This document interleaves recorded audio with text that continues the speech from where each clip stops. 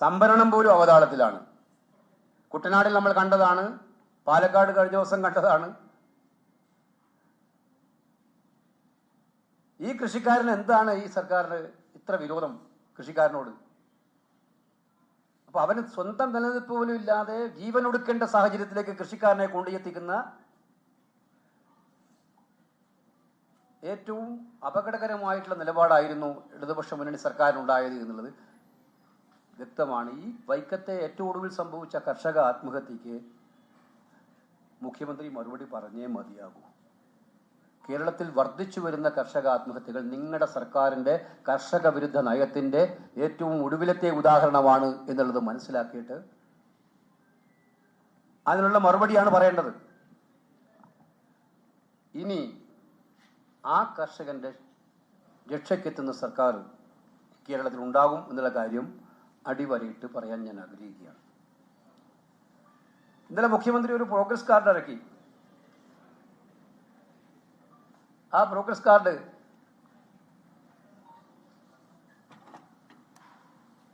എന്തായിരുന്നു പ്രോഗ്രസ് കാർഡിൽ പറഞ്ഞിരുന്നത്?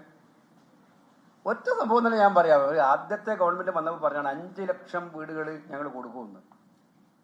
ഇപ്പൊ 10 കൊല്ലം ഭരിച്ചിട്ടാണ് ആദ്യത്തെ കൊല്ലം പറഞ്ഞ 5 വർഷമല്ലത് 10 വർഷത്തെ കാലാവധി കിട്ടിയിട്ട് എങ്ങനെ മുഖ്യമന്ത്രിക്ക് ഇത്തരം കാർഡ് വെച്ചിട്ട് കള്ളം പറയാൻ പറ്റുന്നു? ഉമ്മൻചാണ്ടി ആണെങ്കിൽ 5 വർഷം കൊണ്ട് 4.25 ലക്ഷം വീട് കൊടുത്തു. 5 വർഷം കൊണ്ട് കമ്പയർ ചെയ്യേണ്ടത് അവിടെയാണ്. ആ കാലത്ത് 11 to 16. പിന്നെ ക്ഷേമ പെൻഷനുകളുടെ കാര്യം 200, അത് 2500 ആക്കാമെന്ന് പറഞ്ഞ അധികാരത്തിൽ വന്നവരാണ് ഈ ഗവൺമെന്റ്. ഇപ്പോഴും 2000-ലാണ്. 2000 ആയത് 4 മാസം മുമ്പാണ്. അതുവരെ 1600 ആയിരുന്നു. തങ്ങളുടെ കാലാവധിയിൽ പോലും ചെയ്തു തീർക്കാൻ പറ്റാത്ത കാര്യങ്ങൾ ഇനി അടുത്ത 5 വർഷം തന്നാൽ ചെയ്തു തരും എന്ന് പറയുന്ന വാഗ്ദാനത്തിലെ വിശ്വാസ്യത കേരളത്തിലെ ജനങ്ങൾക്ക് മനസ്സിലാകില്ല എന്നാണോ അവർ വിചാരിക്കുന്നത്?